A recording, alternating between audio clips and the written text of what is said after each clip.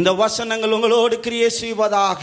இந்த செய்தி முடிவதற்கு முன்பாக நீங்க ஒவ்வொருவரும் நீங்க ஒப்பு கொடுக்க வேண்டிய காரியம் என்னவென்றால், தேவன் நமக்காக அந்த இயேசு சிலுவையில் முழு ரத்தத்தையும் சிந்தினார் அல்லவா.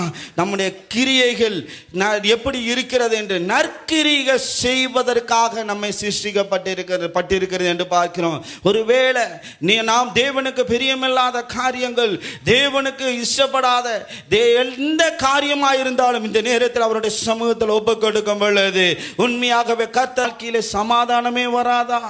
என்னுடைய சூழ்நிலைகள் மாறாதா? அப்பா, நான் உண்மையே நம்பி வந்திருக்கிறேன்.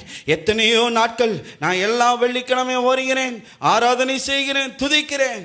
ஆனால் உங்களுடைய கிரியை எப்படி இருக்கிறது? தேவனுக்கு முன்பாக பரிசுத்தமா இருக்கா?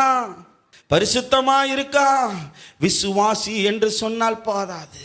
ஆனால் நம் தேவன் உள்ளங்களை அறிகிறவராய் இருக்கிறார். அவர் என்ன செய்திருக்கிறார்? நம்ம எப்படியோ வாழ்ந்துட்டு இருந்தோம், ஏதோ சூழ்நிலையில இருந்தோம், தேவனுக்கு பிரியமில்லாத காரியங்களை செய்து